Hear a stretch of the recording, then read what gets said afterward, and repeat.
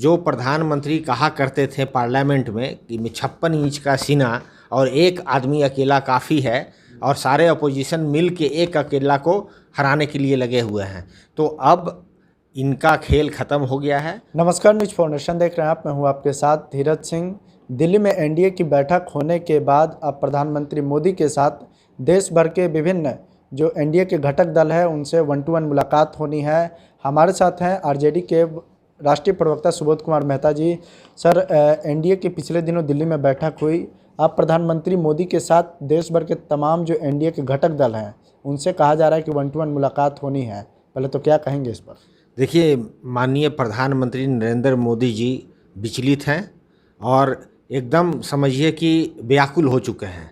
जो प्रधानमंत्री कहा करते थे पार्लियामेंट में कि 56 इंच का सीना और एक आदमी अकेला काफ़ी है और सारे अपोजिशन मिल के एक अकेला को हराने के लिए लगे हुए हैं, तो अब इनका खेल ख़त्म हो गया है। और इनके जो लोग हैं बिहार में, इनके अध्यक्ष जाते हैं और कहते हैं कि रीजनल पार्टी को ही ख़त्म करना है।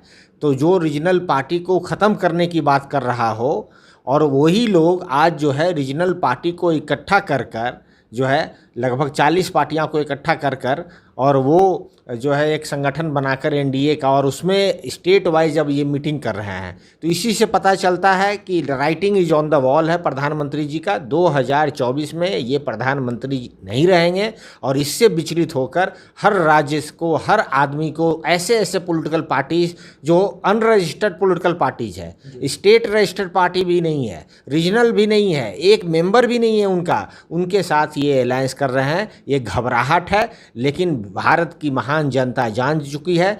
प्रधानमंत्री जिस तरीके से पार्लियामेंट छोड़कर भाग रहे हैं, इनको भगोड़ा प्रधानमंत्री अगर मैं कहूं तो गलत नहीं होगा, क्योंकि पार्लियामेंट में कभी भी ये आते नहीं हैं, डिबेट नहीं करते हैं, डिस्कशन नहीं करते हैं और डाइसेंट से ये भाग जाते हैं। लगातार आपने देखिए, चाहे एग्रीकल्चरल एक्ट आया 2020 का, चाहे न्यू एजुकेशन पॉलिसी आया हो या राष्ट्रीय एजुकेशन पॉलिसी आया हो, कुछ भी देख लीजिए इसका डिस्कशन नहीं है। आज मणिपुर के ऊपर मणिपुर जल रहा है, मणिपुर के ऊपर ये भाग रहे हैं। इसी कारण से जो है ओपोजिशन पार्टियां ने नो कॉन्फिडेंस मोशन लाया है कि मणिपुर की बात माननीय प्रधानमंत्री अपने मुंह से कह सकें और बताएं भारत की जनता को कि मणिपुर में क्या हो रहा है, इसलिए नो कॉन्फिडेंस मोशन आया है। और प्रधानमंत्री जी का तो ये देखिए हर जगह घूम रहे हैं, 8-9 देश का जर्नी कर आ गए उसके बाद, लेकिन प्रधानमंत्री जी 8 शब्द भी मणिपुर के ऊपर हाउस में नहीं बोल रहे हैं। इस कारण से नो कॉन्फिडेंस मोशन हम लोग जो है अब उनको जवाब देना पड़ेगा।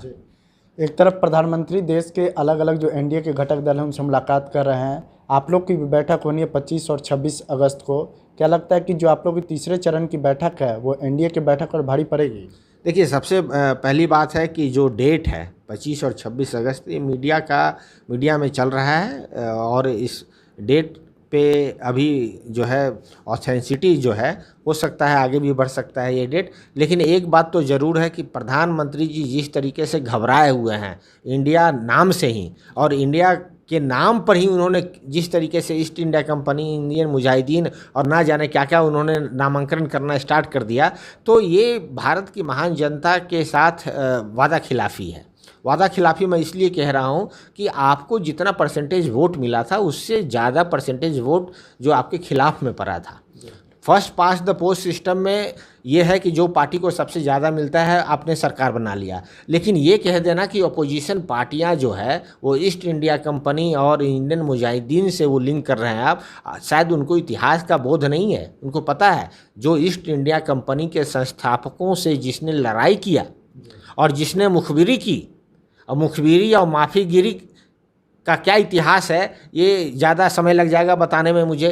तो ये जनता जानती है कि जो लोग जो है मुखबिरी और जो है माफ़ी वीर कहा जाते हैं, वो लोग आज क्वेश्चन कर रहे हैं उन लोगों पर जिन लोगों ने ब्रिटिश एम्पायर के साथ जो है लड़ाई किया, लड़ाई ही नहीं किया, उसको बाहर किया और उसके बाद जो है अपना जान न्यौछावर किया लोगों ने, उसके ऊपर इस तरीके का जो है लालछन लगा के भारत की महान जनता को अपमान करना है।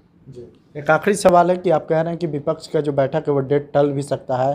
कहा जा रहा है कि 2 बैठक हो चुकी है, तीसरे चरण की बैठक में सीट शेयरिंग पर भी बातचीत होगी, संयोजक पर भी बातचीत होगी, तो ये कब तक फाइनल हो सकता है ये तमाम चीज़ें? धीरज जी, देखिए बैठक टलने की बात नहीं है। देखिए ये कॉन्टिन्यूस प्रोसेस है, कंटिन्यूअस प्रोसेस में एक दिन आदमी बैठ जाता है, लेकिन ये जो है डिस्कशन एवरी डे, हर दिन डिस्कशन साथियों के साथ हो रही है और लोग बात कर रहे हैं। और बात करने के उस प्रोसेस के तरीके, प्रोसेस मतलब क्या होता है कि एक दिन एंड आप मत देखिए, इस निरंतर प्रक्रिया है, निरंतर प्रक्रिया हो रही है, बातें हो रही है और जो डेट आएगा वो डेट आप लोगों को बता दिया जाएगा। और लगभग सब चीज़ फाइनल हो चुका है और फाइनल जब हम लोग बैठेंगे मुंबई में तो सब बातें मीडिया को बता दी जाएगी। और वो जब बताई जाएगी तो ये मत सोचिए कि उस दिन तय हुआ है, ऑलरेडी ये बैठकें चल रही है। उस दिन तो बस ये एक घोषणा के तौर पे ही उस दिन होगा।